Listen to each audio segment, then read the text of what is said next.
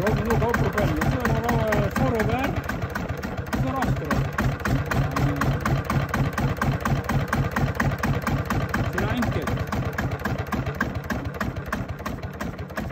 Imponerende. Ja. Det går ikke fort rundt.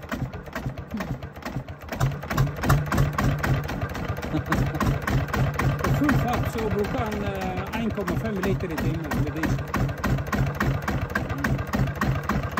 Og da skivene de stekker på 22-24 skivene sånn 6 stykker.